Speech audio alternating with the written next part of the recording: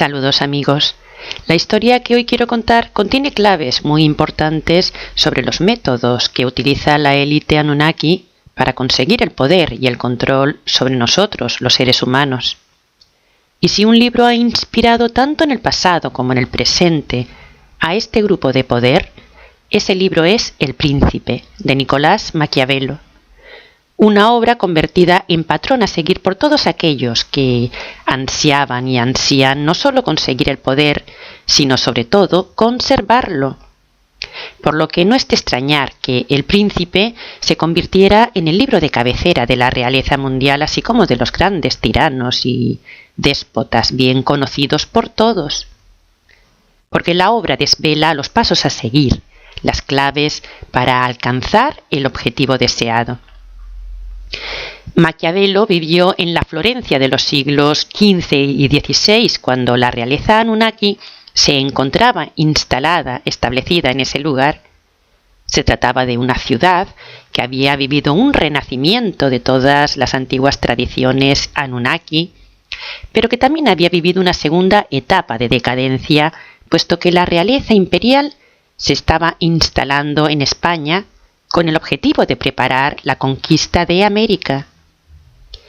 Maquiavelo vivió su juventud bajo el esplendor de Florencia y su muerte se produjo cuando la ciudad italiana estaba ya en decadencia. Su padre era un destacado masón de alto grado, perteneciente a la Orden de los Templarios y una de las personas más influyentes de Florencia. Su familia se encontraba emparentada con la familia real, motivo por el cual tenía un título de nobleza. Por lo que no es de extrañar que Maquiavelo se moviera con soltura por las cortes europeas en misiones diplomáticas, ya que había sido formado con ese objetivo. Aparte de diplomático, funcionario público, político en activo o escritor, Maquiavelo era sobre todo un estratega de guerra que trabajó para la familia Médici, que era una de las familias más influyentes de su época y en cuyas manos se encontraba por entonces el poder. Como indica su apellido, los Médici eran expertos en medicina, o sea, en alquimia, lo que significa que eran especialistas en elaborar venenos con el objetivo de asesinar impunemente a sus oponentes. Sus miembros se desenvolvían también, sobre todo en el mundo de la banca. Y de hecho, el Banco Médici fue uno de los más prósperos y respetados de Europa, dirigido por Juan de Médici, quien se convirtió en gran maestre de la Orden de los Templarios.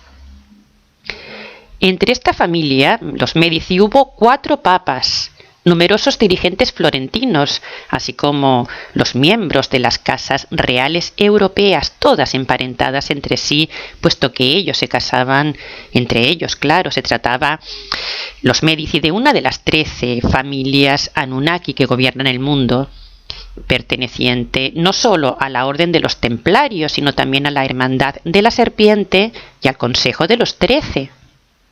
Y el mensajero de los templarios era ni más ni menos que Maquiavelo, quien bajo el título de canciller ocupó un importante papel en todos los asuntos políticos del imperio, creando el ejército del Vaticano. Él era el encargado de transmitir las órdenes de sus superiores a los miembros de la familia real. Y no solo sirvió a los Médici, sino también a los Borgia, que era la rama de la familia Médici establecida en España y con quien Maquiavelo desarrolló la mayor parte de sus estrategias de guerra. La familia Borgia vivía en España, en concreto en Valencia, y ejerció un gran poder e influencia desde el momento en el que Alfonso, obispo de Mallorca, ocupó el cetro pontificio bajo el nombre de Calixto III. Su sobrino, Rodrigo Borgia, se fue con él a Roma, y el mismo año de la conquista de América, es decir, en 1492, Rodrigo Borgia fue elegido papa bajo el nombre de Alejandro VI, tras haber comprado los votos del Consejo Cardenalicio y tras haber prometido palacios, títulos nobiliarios o rentas. Pero apenas fue coronado, Comenzó a deshacerse de aquellas personas que lo habían votado, quienes fueron perseguidas y asesinadas, y se dedicó también a vender públicamente beneficios eclesiásticos, obispados y demás títulos de la Iglesia. A los cardenales les quitó el derecho de hacer testamento con el objetivo de apoderarse de todos sus bienes, y solía nombrar cardenales a cambio de una considerable suma de dinero, e inmediatamente después los envenenaba y volvía a empezar con nuevos candidatos. Así la Iglesia se quedó con todas sus propiedades. Rodrigo Borgia se gastaba las donaciones destinadas a los pobres en lujosas orgías satánicas, en donde se sacrificaban principalmente niños, rituales llevados a cabo en el Vaticano, y en donde participaban jóvenes de ambos sexos, entre los que se encontraba su propia hija Lucrecia. Lucrecia se había convertido en una famosa y peligrosa envenenadora de muchos de los hombres con los que ella mantenía relaciones íntimas y a los que asesinaba, con un veneno que portaba en uno de sus anillos. Simplemente Lucrecia ejecutaba las órdenes de sus superiores. Estos eran los conocimientos alquímicos de los que se beneficiaban estas familias para conseguir sus objetivos. Se trataba de una ciencia basada en el veneno, una ciencia conocida por ellos como la ciencia que Dios concede solo a sus elegidos. De entre todos los venenos que manejaban, solían utilizar más el arsénico bajo su forma de polvo blanco, sin sabor y sin olor. Se trata de una mezcla perfecta que había conseguido en el siglo XIII un obispo y doctor de la Iglesia llamado San Alberto Magno. Por este motivo, el arsénico era conocido también como el polvo de la sucesión o el rey de los venenos, ya que es difícil detectarlo y se camufla como enfermedad gastrointestinal, causando la muerte en menos de 24 horas. Fue con esta alquimia como Rodrigo Borgia se convirtió en el Papa del Imperio y repartió los cargos eclesiásticos entre los miembros de su familia. A su primogénito Juan le nombró jefe de los ejércitos papales, y a su segundo hijo, César Borgia, que era duque, príncipe y conde, lo nombró obispo de Pamplona cuando el joven contaba apenas 16 años. Cuando César cumplió los 19, fue nombrado arzobispo de Valencia y luego cardenal. Al año siguiente recibió el título, otorgado por supuesto por su padre, el Papa, de capitán general del ejército del Vaticano. Pero la manera en la que César Borgia obtuvo este título está manchada de sangre, porque el joven, que había sido acusado de cometer innumerables crímenes, también fue acusado de asesinar a su propio hermano Juan Borgia, que era el heredero legal de Rodrigo, de su padre. Pero el Papa acalló los rumores que señalaban a César como el asesino de su hermano, y se limitó a sustituir a Juan por César en la Capitanía General del Ejército del Vaticano. De hecho, el mismo Rodrigo, cuando apenas tenía 12 años de edad, también cometió su primer asesinato, cuando clavó su cuchillo en el estómago de otro niño. Con el asesinato de Juan, César repetía el mismo patrón que su padre, al haber eliminado los obstáculos que le impedían llegar al poder. Estaba acostumbrado a asesinar, y así fue como se cargó a la mayoría de sus oponentes, sobre todo poniendo veneno en las bebidas. Una invitación de César Borgia a cenar podía significar una sentencia de muerte, porque él no solo envenenaba, también apuñalaba o estrangulaba con impunidad, y no tenía límites. Así que un día él y su padre, el Papa, fueron invitados a una cena por el secretario papal, el cardenal Adriano da Corneto, convirtiéndose en la última cena de Rodrigo Borgia, quien murió horas después de haber bebido un vino envenenado con arsénico. Esto dejó libre el camino a César, quien no tardó en reunirse con uno de los mayores adversarios de su padre, el rey de Francia, con el objetivo de designar al que sería el nuevo sustituto papal, el nuevo papa de Roma. A esta reunión acudió Maquiavelo, porque César Borgia era el príncipe, el héroe principal de la obra de Maquiavelo, a quien él instruía. Y de hecho, gracias a Maquiavelo, el joven se convirtió en un gran dictador. Maquiavelo dijo que un príncipe debía actuar con astucia, hipocresía y engaños para conseguir sus objetivos, y que no estaba obligado a cumplir las promesas hechas cuando era algo que iba en contra de sus intereses. Un príncipe debía actuar en contra de los seres humanos, y para conquistar un nuevo territorio debía o bien destruirlo, o bien instalarse en él, o dejarlo regir por sus leyes y establecer un gobierno compuesto por un corto número de personas. Y debía vencer a la fuerza o por fraude. El príncipe de Maquiavelo representaba la figura de un dictador al estilo de los emperadores romanos que estaban investidos de poderes absolutos. Por este motivo, en el libro aparecen frases de Julio César, de quien César Borgia cogió el nombre. Frases como «divide y vencerás». Bajo esta influencia, no es de extrañar que César se hubiera convertido en algo así como un monstruo, como demostró en la trampa que le tendió a 3 hombres que conspiraban contra él. Los 3 hombres fueron citados en un lugar y luego desarmados y encarcelados. Maquiavelo, que fue testigo de esta emboscada, escribió esa noche lo siguiente: «En mi opinión, mañana por la mañana estos prisioneros no estarán vivos». En efecto, César culminó su venganza usando contra ellos el garrote vil. César no solo estaba siendo alentado por Maquiavelo, sino también lo fue por su padre cuando éste vivía, porque su padre, el Papa, lo veneraba y veía en su hijo al mismísimo Cristo, al Mesías esperado. Por este motivo, Rodrigo Borgia encargó tanto a Leonardo da Vinci como a Miguel Ángel, pues pinturas de Cristo en donde su hijo César era el modelo. Y entre Leonardo y Miguel Ángel comenzó una intensa competición con el objetivo de ver quién agradaba más al Papa, por ver quién creaba la mejor pintura de Cristo con la cara de César. Leonardo, quien había trabajado bajo las órdenes de Rodrigo Borgia como arquitecto, militar e ingeniero, también se convirtió en el amante de César Borgia.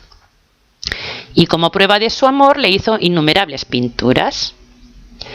Pero el sueño de convertir a César Borgia en otro Julio César se fue al traste cuando César fue asesinado en la guerra de Navarra por sus propios hombres, que le tendieron una emboscada. Esto sucedió en el año 1507, cuando el joven tenía 31 años. Y su lápida dice así: César Borgia, generalísimo de los ejércitos de Navarra y pontificios. Maquiavelo escribió sobre él lo siguiente: César, llamado Duque Valentino por el pueblo, adquirió el estado con la fortuna de su padre, y con la de éste lo perdió, a pesar de haber empleado todos los medios imaginables y de haber hecho todo lo que un hombre hábil debe hacer para arraigar en un estado que se ha obtenido con armas y apoyo ajenos.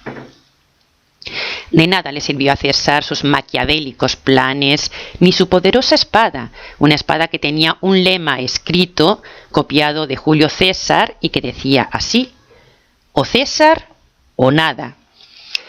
20 años después murió Maquiavelo, denostado y apartado del poder. Esta historia que acabo de narrar ha sido recogida por innumerables películas y novelas, y hasta se encuentra en el videojuego Assassin's Creed, La Hermandad, en donde César Borgia es el protagonista. Y la hermandad hacía alusión a los caballeros templarios a los que él pertenecía. El juego está ambientado en la llegada de Rodrigo Borgia al papado de Roma, lo que coincidió con el declive de Florencia, y en él se desarrollan las ambiciones militares del líder del ejército papal e hijo del sumo pontífice, César Borgia, tras asesinar a su padre Rodrigo. Esta es la historia, y ahora vamos a ver las mejores frases de la obra El Príncipe, frases que darán sentido a cómo se comportó César Borgia, inducido e instruido por Maquiavelo. Los consejos que dio a César son los siguientes. Un príncipe predica concordia y buena fe, aunque es enemigo de ambas, ya que si las hubiese observado, habría perdido más de una vez la fama y las tierras. El mal se hace todo junto y el bien se administra de a poco. Donde hay buena disciplina, hay orden. Un gobernante eficaz no debe tener piedad. La experiencia siempre ha demostrado que jamás suceden bien las cosas cuando dependen de muchos. El fin justifica los medios. Pocos ven lo que somos, pero todos ven lo que aparentamos. Todos los estados bien gobernados y todos los príncipes inteligentes han tenido cuidado de no reducir a la nobleza a la desesperación ni al pueblo al descontento. En general, los hombres juzgan más por los ojos que por la inteligencia, pues todos pueden ver, pero pocos comprenden lo que ven. Un príncipe jamás podrá dominar a un pueblo cuando lo tenga por enemigo. A los hombres hay que conquistarlos o destruirlos, pues vengarán un insulto leve, pero quedarán indefensos si se les aplica un golpe duro. Los hombres olvidan con mayor rapidez la muerte de su padre que la pérdida de su patrimonio. Los hombres tienen menos escrúpulos en ofender a uno que es amado que a uno que es temido, porque el amor se conserva por el vínculo de la obligación, pero el miedo se conserva por un temor al castigo que nunca falla. Vale más hacer y arrepentirse que no hacer y arrepentirse. Si se ha de herir a un hombre, debe hacerse tan gravemente que no se pueda temer su venganza.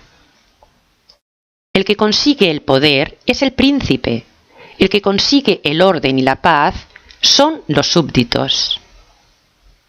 Jamás una persona ha ganado un gran poder solo por medio de la fuerza, pero sí solo con la astucia. La política es el arte de engañar.